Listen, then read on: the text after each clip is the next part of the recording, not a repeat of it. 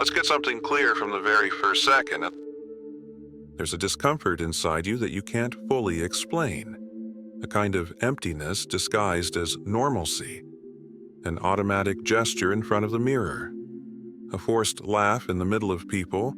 A distant stare while pretending to listen. And it's not that you're broken. It's that you've spent years playing a role that was never really yours. One you perfected just to fit in. To be liked. To avoid standing out.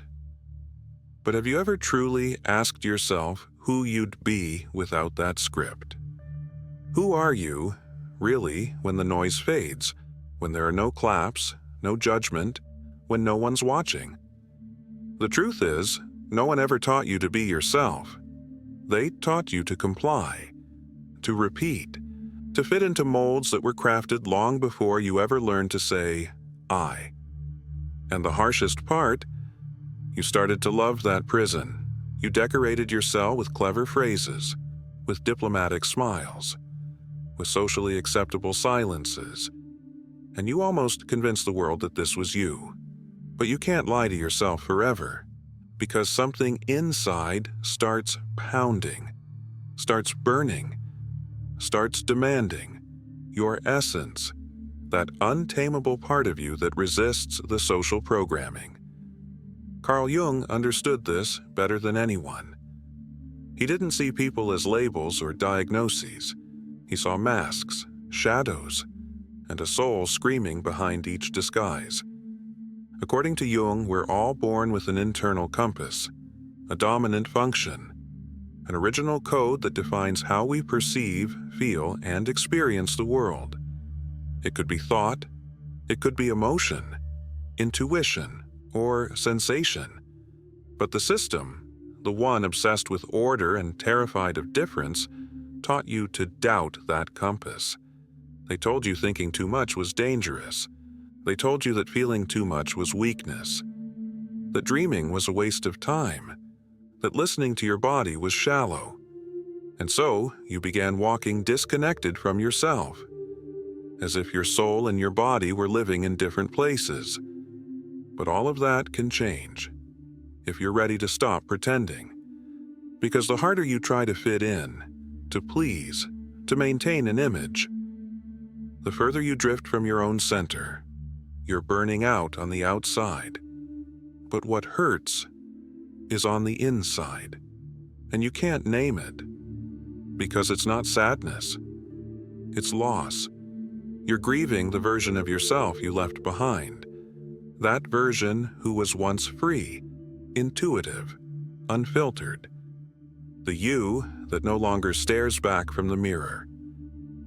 And this is where it gets uncomfortable. When you ignore your essence, what rises to the surface isn't your light. It's your shadow. What you repressed for so long starts to show up as sabotage. First, it's discomfort. Then, it's chaos. Have you noticed? You explode when you shouldn't. You freeze just when things are going well. You sabotage yourself without knowing why. It's not a coincidence. It's your unconscious screaming that it can't take it anymore. Jung said it with brutal precision. What you don't make conscious shows up as fate. It's not the world breaking you. It's you betraying yourself every single day. Every time you stay silent when you should speak. Every time you accept what tears you apart inside just to keep the peace. Every time you pretend to be okay while something in you is falling apart. And the most tragic part? You've spent so long pretending, you don't even know what it would feel like to be yourself. Have you asked yourself that? Who would you be if no one were watching? If you didn't have to justify anything or explain every step? The problem isn't that you don't know who you are. The problem is, you do. But you've built your entire life around someone else. A version of yourself that pleases, that doesn't disrupt, that complies. And breaking that illusion is terrifying. It shakes your foundation, because it means destroying what has kept you feeling safe. but it's also the only real path to freedom. This video isn't for those seeking pretty answers. It's for those willing to shatter the mirror, to look beyond the reflection, to admit they've been living inside a script they didn't write, playing a role they never chose. You can step off the stage, you can stop performing, and when you do, you'll discover something as terrifying as it is beautiful, that you were never who you appeared to be. And what you've been desperately searching for was never out there. It's buried inside, beneath rules, fears, trauma, and a mask that's too heavy to carry any longer. This isn't theory. It's an invitation to dig deep, to rescue what you lost in the name of survival. Because as long as you're performing, you're not really living. You are not who you think you are. And even now, as you read this, that truth makes you uneasy, because it touches a wound you've mastered the art of ignoring, the wound of self-idealization. That version of you that you admire, the one you keep repeating like a success mantra, isn't real. It's a polished mask, crafted over years of comparison, cheap validation, and external expectations. It's a hologram built to be liked, to be chosen, to avoid being left behind. But behind that flawless image is you, the real you, the one you've hidden for so long that you've forgotten how they sound. And now comes the truth no one wants to hear. You don't need your family to destroy you, or your friends, or your enemies. You've become your own biggest threat. You're the one forcing yourself to fit into a mold that was never meant for you. You punish yourself for not shining brightly enough, for not fully belonging, for not being strong enough, successful enough, perfect enough. And that silent punishment is what's bleeding you dry on the inside. You've become your own emotional jailer. And the prison? It doesn't have bars. It has likes. It has phrases like, "I should be further along by now." It has fake smiles at events that leave you empty. It has goals that were never truly yours.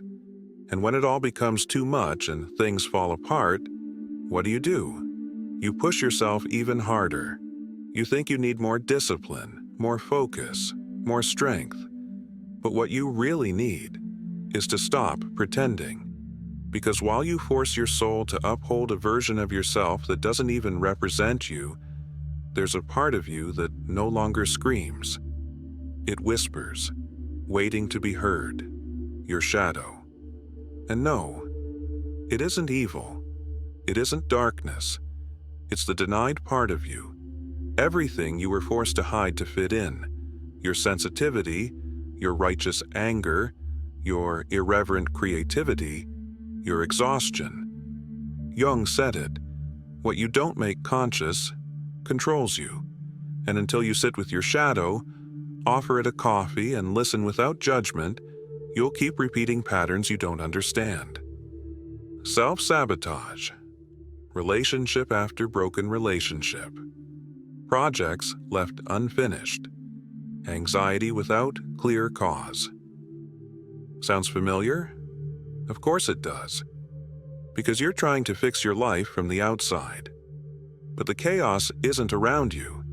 The chaos is you, denying yourself every damn day. The shadow is not your enemy. It's the part you left behind when you decided to become the version others preferred. And no, it won't disappear. It will only multiply until you have the courage not to conquer it, but to integrate it. And that's not personal development. That's emotional survival. Because if you don't embrace it, it will take over. Not as punishment, but as a mechanism of balance. The shadow doesn't want to destroy you. It just wants to exist. But if you don't integrate it, it will run your life from the background. And now we're stepping into a space few are willing to face. Your body. Yes, the one you ignore when you're busy. The one you only acknowledge when it can't take anymore. Your body doesn't need explanations. It doesn't read books. It doesn't argue theories. It just screams what you refuse to say. Tension in your neck, a constant knot in your stomach, fatigue that doesn't fade, even with rest. None of it is random. Every symptom is a message, an alarm. The body is the first mirror of your inner contradiction. While you smile on the outside, it contracts on the inside. While you repeat, "I'm fine," it tightens, inflames, locks up. Your body doesn't recognize masks. It only reacts to what's real. And when you deny your essence, it reacts. It remembers. It remembers every time you betrayed yourself to fit in. Every time you swallowed your truth out of fear of conflict. Every day you lived on autopilot, obeying shoulds while silencing your wants. And eventually, inevitably, it can't hold the lie any longer. And then, it gets sick. Not with a virus, with incoherence. Because the soul begins to dim when the body stops trusting you. And that hurts, because it can't be cured with pills, or vacations, or inspirational quotes. It can only be healed with brutal honesty. Your body is telling you that you're living a life that isn't yours, that you're holding up a persona that's become far too heavy, that your vital energy leaks out every time you pretend to be someone you no longer are. And if you don't stop now, that exhaustion won't just become physical, it will become existential. It's no longer just tiredness, it's disintegration, it's emptiness with a name. But here's the important part. There's always a way out. Always. But it's not where you think. It's not in the next achievement, the next relationship, or the new habit. It's in the silence. In that raw moment when you stop running and sit with yourself, no shields, no speeches, just you. Do you have the courage to break yourself open from within? To question every idea you adopted without ever asking if it was really yours? To rebuild, not from what others expect, but from your rawest truth? Because no one's going to do it for you. No one's coming to hand you back your authenticity if you keep trading it for acceptance. Real change doesn't begin when everything improves. It begins when you finally admit you can't keep lying to yourself. Real change starts in that uncomfortable, almost unbearable second when you look in the mirror and no longer recognize the person staring back. And instead of running, you choose to stay and ask, "Who am I really?" That's the terrifying part. That's what we all avoid. But it's also the threshold, the exact point where transformation begins. Because behind that shattered mirror, there isn't chaos. There's truth. And the truth, no matter how raw, is the only ground on which you can build a life that won't collapse. Want to keep going? Because what's coming isn't a stroll. It's demolition.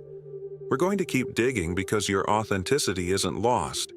It's just buried beneath the rubble of everything you pretended to be. And now that we're here, with the wreckage all around, the mirror in shards, and the mask hanging by a thread, it's time to look at a corner most people refuse to illuminate. Your emotional dependence on the system. I'm not just talking about the economic or political system. I'm talking about the invisible system of validation that keeps you afloat. That mental web woven with threads of approval, recognition, the need to be seen, heard, admired. That emotional algorithm that decides whether you feel worthy or not, based on how many times you fit in today. And the sickest part of it all? You don't even realize it. Because you think having goals, routines, habits, and ambition means you have direction. But who chose those goals? Where did those ambitions come from? From your dominant function, or from the need to belong? From your deep intuition, or from the constant comparison with other people's lives? Here's a heresy for the modern world. Not every goal is worth pursuing. Some goals are just prisons disguised as success. Some ambitions are elegant ways of running away from yourself. Some dreams don't even feel like yours because you didn't reach them for you, but for that voice in your head telling you nothing is ever enough. This is where Jung's theory becomes dynamite.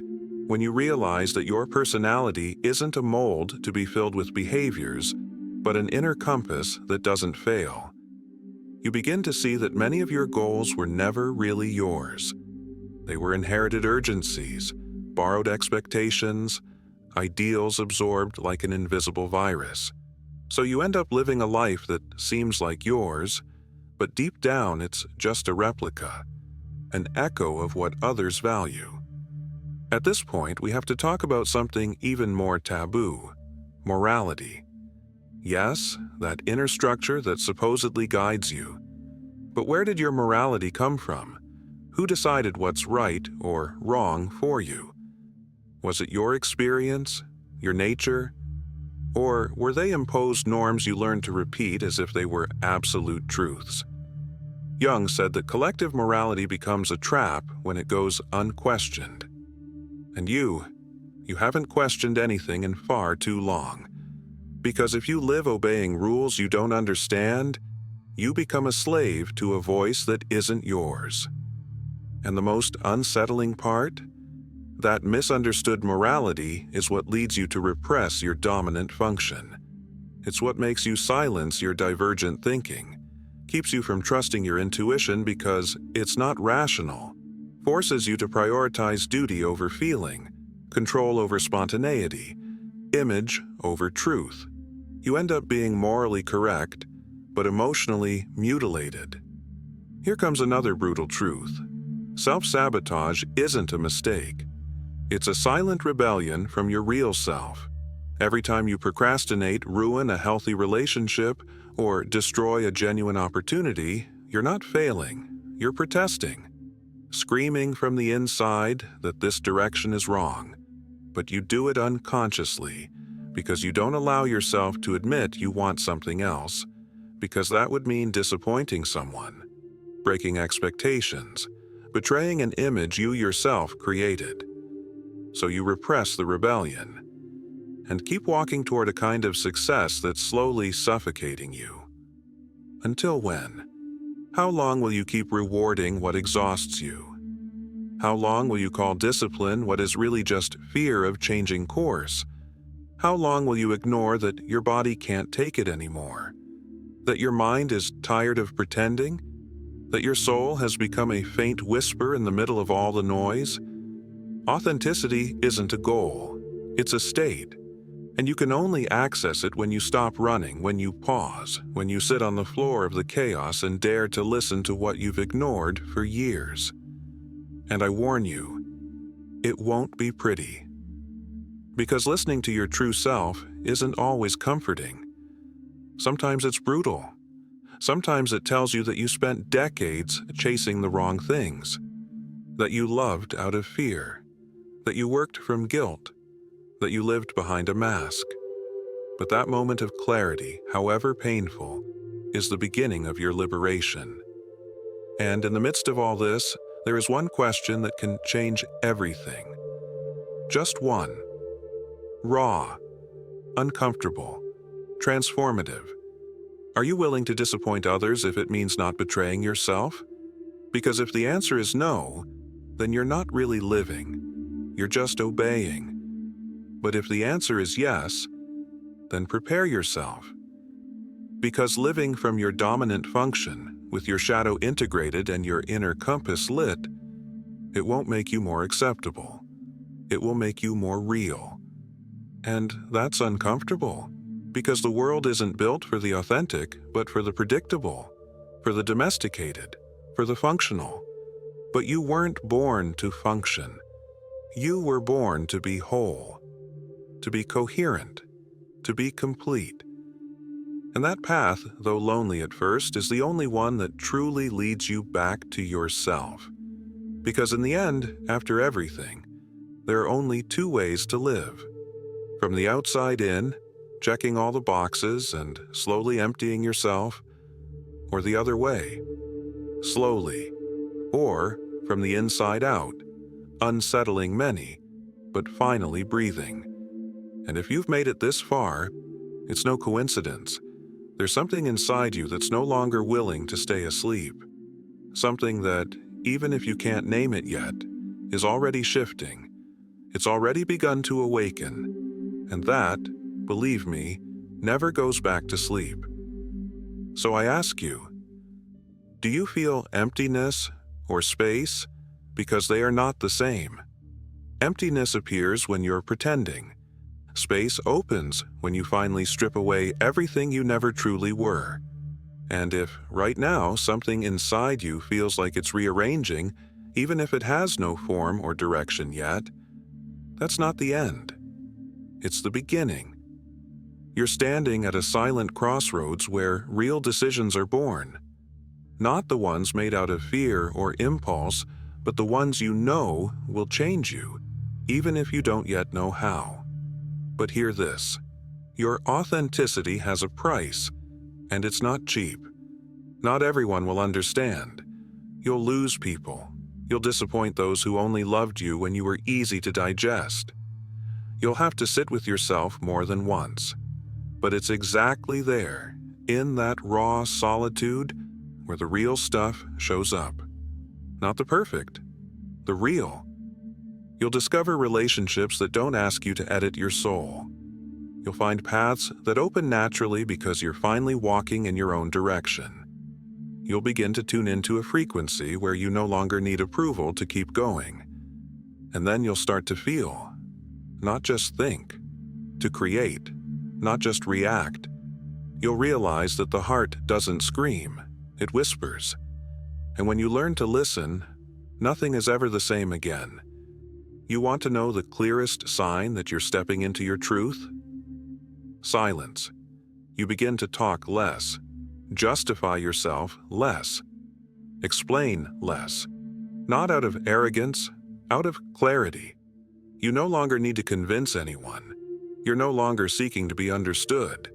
Because finally, you understand yourself. And this is where the video ends, but not your journey. Because this isn't one of those messages that fades with a click. It's one of those that stays, that echoes, that follows you into the shower, the subway, the night. Into those moments when the world goes quiet and you ask yourself, without words, without noise, who am I when I'm no longer pretending? And if anything you heard here pierced you, even just one phrase, one thought, if at any point you felt like you weren't watching a video but staring into a mirror, then I invite you to stay, to subscribe. Not for numbers, not for algorithms, but because this space isn't a channel, it's a crack, a place where we keep digging, breaking through layers, dismantling characters, brushing dust off truths that hurt but heal. We're not here to entertain. We're here to disturb, to think, to feel. And if you're one of the rare few who's not afraid of silence, who prefers discomfort to illusion, then this is your place. Now I ask something of you. Just one sentence. No fluff, no quotes. Just scroll down to the comments and write, "I'm unearthing my truth." Because sometimes the first step toward your authenticity isn't a drastic change. It's simply refusing to stay silent. It's writing down what can no longer stay hidden. I'm not a voice here to tell you who to be. I'm just here to remind you of what you already knew, but had forgotten. I'll see you in the next video, if you're still willing to stop performing. And if not, that's okay. The soul always finds its moment. Turn this off. Look around you. Listen to the silence. And ask yourself one last question. Are you finally ready to stop lying to yourself? Until then.